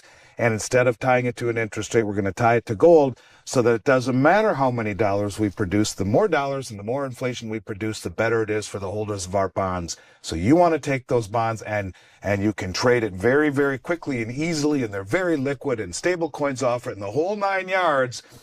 But you're going to do this because in the end, you're going to get gold, and that is far better than any interest rate we would promise you. So then why would you want to buy non-gold-backed treasuries? You wouldn't. So what does that mean for the rest of the treasury market? Well, what does it mean for the rest of the treasury market? I don't know. What does it mean? Maybe they're ultra short duration. That's the only things that you'll find. Maybe maybe there isn't any demand for the 20-year or the 30-year Treasury anymore. Maybe after time, maybe they do revalue it first, and then they do peg it to the 30, and not just the 50. They go to the 30 and to the 20. Who knows? These are questions, the what-if questions you can't answer. But what I will say is simply this: is that, you know, if it's a question of pegging it to the Treasury market or not, I don't know of any other option that allows us to get out of this. So she did say in her book that ultimately it will be shorter durations also. This is the beginning. And maybe she says, look, we're going to start with 50-year Treasuries. We're going to continue to accumulate. Gold's going to continue to rise. And we'll start issuing each year shorter duration Treasuries. I'm not sure what their plan is, but I do know that if we don't do something unconventional like this, then it's going to be not just a hard landing. It's going to be a complete and total reversal of everything. That's when you get the reset, when the world completely loses confidence in this country and just dumps dollars and dumps treasuries. And that's your Operation Sandman moment, where that happens in a tsunami and rates spike to the moon and everything resets. So let's hope they have a plan to figure that question. And it's just like you to ask the tough questions. And it's a fair one. What would happen to the rest of the treasury? She does say that they would issue shorter duration over time. Maybe they say this marks the beginning of our sound money movement. We're starting with 50-year, and here's our plan to roll out shorter durations over time. A couple of points there. One of them being timing. Why would you do this until you absolutely have to? You just said Operation Sandman, which, as you've said, the world coordinates to dump the dollar. I mean, I get that this could be the U.S.'s plan B, but we're not there yet. No, are we not there yet? I mean, you know, China's been selling treasuries. They're now number 3. You look at July 4th of next year seems a little close, though. Yeah, but the Fed is already coming in and buying treasuries. They're saying they're doing quantitative tightening, but a month ago they came in and bought $48 billion in 10 and 30-year treasuries because no one was buying them. Then the next 2 weeks in a row, the Treasury came in and bought back longer duration treasuries by issuing short-term debt because no one's buying them. China's not buying them, and we're supposed to believe that the number 2 holder now is the United Kingdom. So 2 broke countries are buying each other's debt. It's like 2 drunk guys leaning on each other. And then, of course, you got the Cayman Islands as number 3 or 4. The point of it is that the people or the countries that have been supporting us are no longer doing so. In fact, they're selling or talking of selling. The Bank of Japan is hanging on an edge right now. In fact, last night, and I can't confirm this, but Robert Kiyosaki texted me last night and said he was just told through credible sources that 2 or 3 of the members of the Bank of Japan committed suicide last night. Now, I can't confirm that. Robert, I love you. Thank you. But my point is that they have $1 trillion in our treasuries, and they've been talking about having to sell those treasuries to get their own house in order.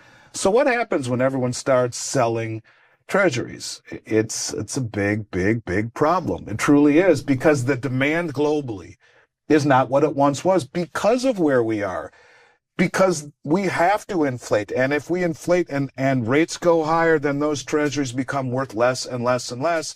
And not only that, the face value becomes worth less and less and less through inflation. Holding duration treasuries right now is as stupid as a mud wall. And I think the world knows that. And I think God bless someone like Judy who's smart enough to say something about it.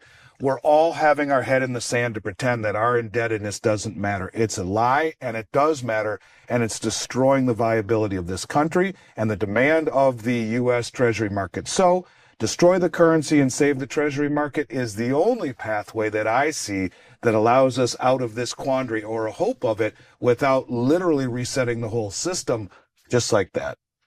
So who can do it? Who has the authority to do this? I mean, Judy Shelton has the idea. She doesn't have any might. She doesn't have a position. Who, in theory, in the government could make this call? Is it the Treasury Secretary? Is it the Fed? When does Powell's tenure end? Well, it depends who you ask. Well, I think it's supposed to end because Trump wants to get him fired well before. Right, but do you know when it ends next year? I think it's sometime like in June, if I'm not mistaken, May or June. Well, I wonder who he's going to nominate this time. And maybe it's Scott. That's the rumor. Maybe it's Judy. That's Kevin the rumor. Kevin Warsh is another possibility. Oh, I'm sure whoever it is, it will be properly coached in this plan. But it's the Fed that does this. Who has again, you know me, legal authority within the system. Who has the legal authority to do this? So it's the Federal Reserve, who. So that's the Fed. Yes. With The coordination. Treasury tells the Federal Reserve to do it, in essence. So it's a coordination of the Treasury and the Fed. You know, speaking of timing, you're saying it could happen as soon as next year. But again, is it a good look for the president for this to happen under his watch? Well, maybe the president is being honest. And I think that's really what it's about. Look, hey, we can keep pretending this isn't a problem, but it is.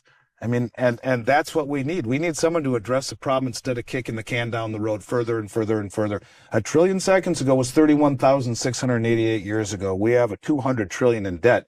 That might even be before the earth was formed in seconds ago. It's too big of a problem to not address. Either you continue to kick it down the road until everyone just says we're done with this is the BRICS, or you address it and try to get in front of it and give yourself a fighting chance to remedy the problem by allowing you to bring back your manufacturing and grow your way out. Because as it is right now, with 60% of the country not being college educated, if you don't do this, we're in trouble. And our children and our grandchildren are in bigger trouble. And, you know, as always, it's all about the spin. I guess it's the way you position it. If you say, all right, the dollar's too strong, it's been hurting us economically. This way we're bringing down the dollar. It allows us to onshore manufacturing, but we're saving the treasury. Make our goods cheaper in the meantime. So I guess it depends on the spin. It's also perhaps a good time to point out that the president's son has actually made some interesting comments about buying gold and the demise of the dollar. And he even mentioned his father is going to revalue it, if I'm not mistaken. No, you're not mistaken. There is this ad where Donald Trump Jr. has said that his father's administration may revalue gold. Now, granted, he is saying this in the capacity of a paid spokesperson for a gold company, but still, it's a very bold message. Here's the ad. In his own words, he says, "Patriot, did you know the U.S. government has the legal power to change the price of gold with a stroke of a pen?" He goes on to say, "My father's administration is exploring a powerful economic tool, the Gold Reserve Act. This law gives the Treasury the authority to revalue America's gold reserves on the national balance sheet from their outdated book value of $42 to current market prices. Why would my father's administration do this? It would immediately strengthen America's financial position, signal gold's renewed importance in our monetary system, prepare America for a new era of sound money principles." And then Don Jr. goes on encouraging people to invest in gold.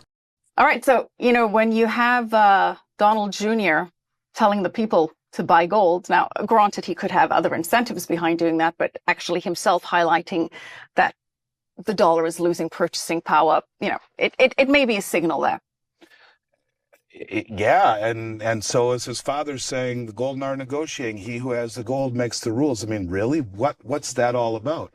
And when his son comes out and says, my dad's going to revalue the price of gold, I don't know. I mean, here again, crumb, crumb, crumb, crumb, crumb, crumb, crumb, connect the dots, take a leap of faith and say what you believe. That's my motto. And that's what I'm doing. Now, I may be wrong, but all I can simply say is this, that gold is taking on a far different role than anything I've ever seen before. And it is becoming very obviously important to very, very, very wealthy, sophisticated, high up people in this country. But it's been that way around the globe for the last several years. We're just catching on a little bit later. And maybe that's why they have to be so quiet, because we're running out of runway. And if they are planning on doing something next July 4th, they have less than a year to accomplish all this. We're getting close. So yeah, keep your mouth shut, bring as much in as you can, drop a few crumbs, let people know, but don't be forthright about what you're doing. Well, we'll see how that one plays out, right? Maybe for the greater good. We'll see the timing. We'll know soon enough. Well, I can't wait to do a podcast with you July 4th next year and say, I told you so. You know, in a way, I think I would like to hear you say that. In another way, I'm not so sure I would, because I'm still earning dollars and I like my dollar strong, especially when I travel overseas. But that's... Well, you just need to convert your dollars into gold the way that the smart people do and let your gold appreciate for you. That's exactly what this is all about. It is. You know, it is. And the way gold has been performing the last couple of years, that would be a smart idea regardless. Let's though try challenge this a little bit. Of course. And buy some time, because to me, July 4th seems pretty soon. You mentioned, of course, at the Treasury market, the problem is the de-dollarization. And The numbers show foreign holdings of U.S. Treasuries declined to about 31% of publicly held debt. The Chinese hold the lowest level of treasuries since 2009. Japan does remain the largest foreign holder. Don't know if what Kiyosaki said there about the Bank of Japan has any relevance there, but we'll see. And because they know they're in trouble, well, and they're going to have to do something, maybe sell treasuries to fix their own. That's pure speculation. Yeah, but the point is the de-dollarization trend is real. Now you mentioned stable coins, and some have said that could be a lifeline, perhaps extending the Treasury market. The U.S. Senate is waiting to pass the Genius Act that would regulate dollar-pegged stable coins. Trump, the Senate, they're fully behind this. And the idea is that this will boost demand for U.S. treasuries around the world, entrench the dollar's dominance against stable coins pegged 1-to-1 to the U.S. dollar. And to issue these stable coins, you actually need to have the collateral. So you need to have equivalent reserves, usually short-term U.S. treasuries or cash. We have Tether that has $90 billion, worth of treasuries to back its stable coin. May not save the system, extend a lifeline. How significant do you see it's filling a stable vacuum. coins? It's filling a vacuum for the countries that aren't buying it anymore. You even said yourself that 80 or, well, what do they have? How much does Tether have? 90 billion. 90 billion. Well, what's that? That's less than 2 days of spending by the government. It amounts to a bunch of nothing, but it does fill a vacuum, and it does. And kick the can down the road. But the thing about stable coins that is interesting is that it doesn't create more inflation. It just creates demand for treasuries. You're not creating dollars when you're creating dollar stable coins. And dollar stable coins are primarily, back to your point, by U.S. treasuries. And every time they use a stable coin, it's created. And then that created stable coin gives more energy to back the treasury market. So the ironic part about the whole stablecoin market is all the people who are using them within the ecosystem, probably 0.1% really understand that they're actually supporting the legacy system they're trying to get out of. And it is an interesting thing, but it doesn't provide the same type of organic demand for the treasuries. It's kind of a backdoor demand. And that might be why you're seeing such a willingness by this administration to embrace, if you will, stable coins and allow the proliferation of things like Bitcoin, and talking about it the way that they do in a very positive light. Even Senator Lummis from Wyoming, who advocates for revaluing gold, believe it or not. In order to buy Bitcoin. In order to buy Bitcoin. But so what? She said only a portion of that revaluation would go to buy Bitcoin. But look, we can debate the merits of Bitcoin or gold. And we will. And I just would simply say central banks are buying gold and putting it on their balance sheets. And with the rise of quantum computing, holding Bitcoin may or may not be the way for a sovereign government to hold its wealth. Holding gold in a vault outside the matrix seems a little bit safer. But it doesn't mean it couldn't be part of a sovereign wealth fund. And I'm okay with that. The point I'm getting at is though that, to me, the perfect vehicle for it, and what we're seeing by the actions of the world, would say that this would be gold. Okay, well, seeing as you touched on Bitcoin, and viewers know that I'm very pro-gold and very pro-Bitcoin. I've always been of the belief that you don't have to choose, that they're the same philosophy underlying both assets, although one does have thousands of years of track record and history behind it, and the other one has much higher appreciation potential. But you're making this argument, and the Bitcoin maxis would agree. Yes, the fiat system is broken. A sovereign debt crisis is looming, is on the horizon. We need to restore trust. But they say that the answer is Bitcoin. They say that it serves the same purpose, but even more convenient. The solution is Bitcoin, according to them. And we already have the U.S. holding 200,000 Bitcoin under the Strategic Bitcoin Reserve. China holds around 190,000 Bitcoin, even though it bans crypto trading. It does have Bitcoin that it seized. Other countries around the world, the UK has 60,000. At the same time, we've got public companies, Trump-backed firms loading up on Bitcoin as a treasury asset. So, if you have this reset, and it is coming, Bitcoin is being embraced by the larger financial system. Why wouldn't it be Bitcoin? I mean, you mentioned the gold and the volts, and that brings in all of these logistics that Bitcoiners would say you don't have that. You don't have that with Bitcoin. It's trustless, it's permissionless, it's portable, it's instantly verifiable. A lot of the logistical issues that we were discussing earlier with this gold vault system don't exist with Bitcoin.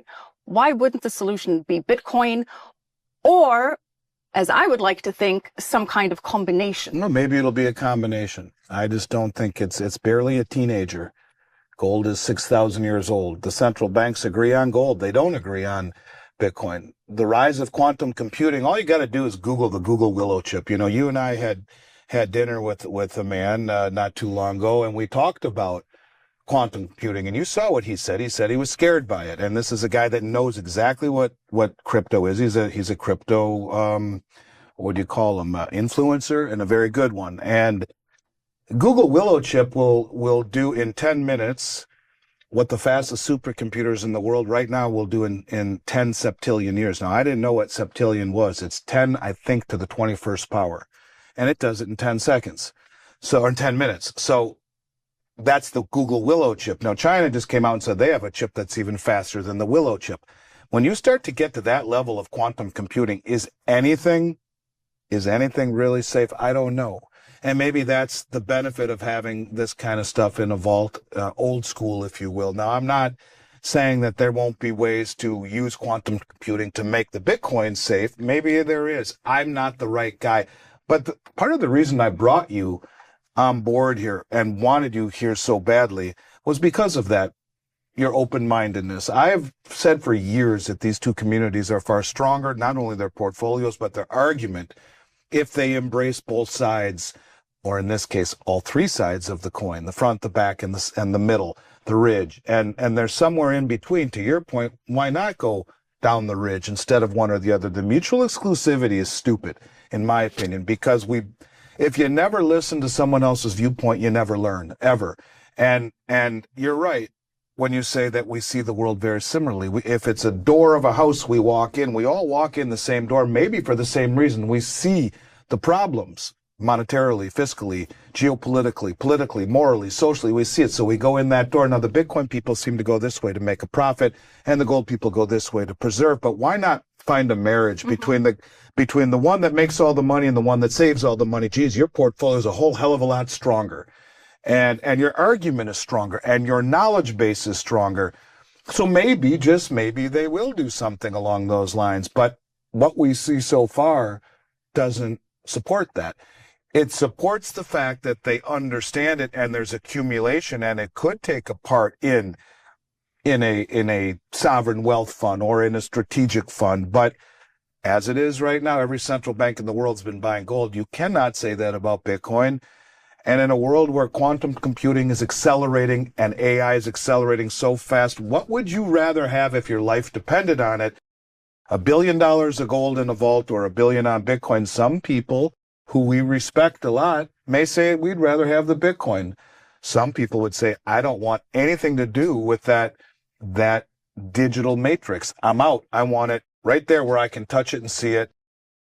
So, I think sometimes even the old school things, there's reason that they've lasted the test of time.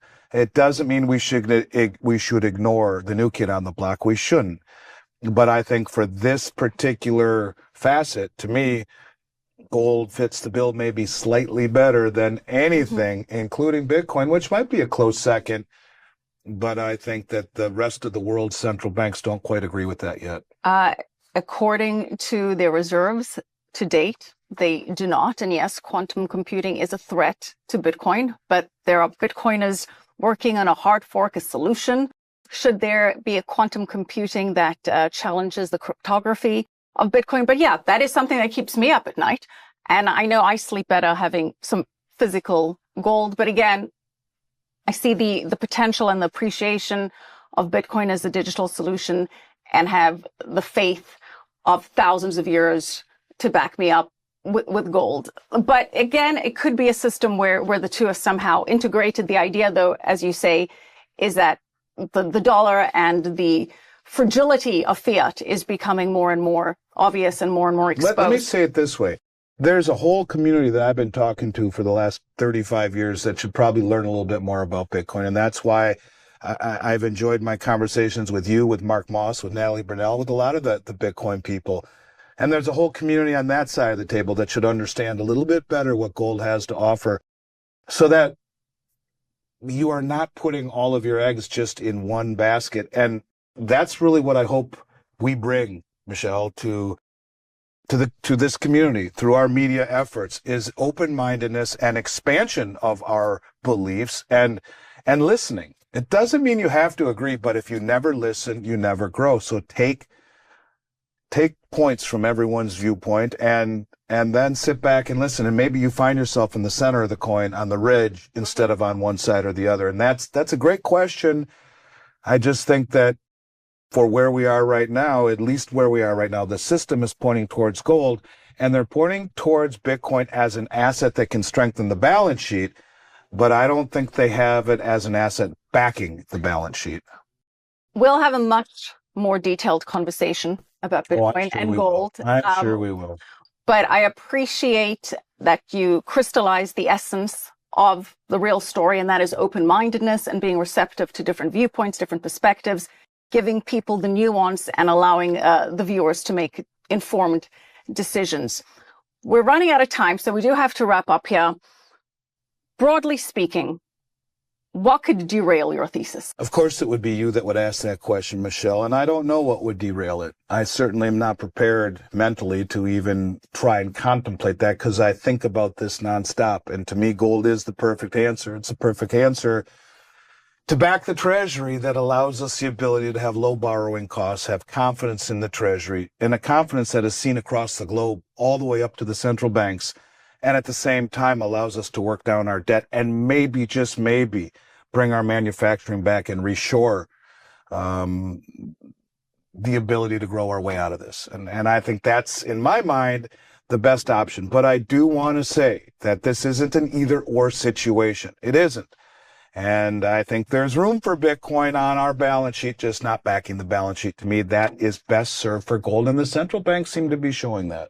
So how would the other central banks react if the U.S. did this? This is they'd all benefit. They've been buying gold hand over fist, every one of them, and they all own it, so it would benefit all of them. So this would be supported by U.S. allies and U.S. enemies, is what you're saying? I think it would benefit our foes every bit as much as it would benefit us. That might be a drawback to it, but it's either that or blowing up the entire system and forcing a reset upon the United States. The interesting thing about that whole idea of a reset, by the way, of the $200+ trillion that we owe, only about $7 trillion is to the rest of the world. It's all owed to us: Medicare, Medicaid, Social Security, the pensions, and all of the Treasury issuance that's been bought over the last several years. Much of it has been by Americans chasing yield. So in essence, we'd be resetting on ourselves. So look, the bottom line is simply this. I don't see a better path out. I don't think this is a debate upon what is the best solution, other than to say gold has been proven for all of eternity to be immutable wealth that everyone throughout all of time has agreed upon as a rock of stability. And here we are 6,000 years after it was mentioned 400 times in the Bible, and the most well-informed traders in the world can't stop accumulating it, and maybe even more an indictment of the system, repatriating it, removing any and all counterparty risk. It seems to be the path and the playbook they've chosen. I don't seem to see any reason why we should deviate from that, which I think is pretty well thought out. You know, it may come to it.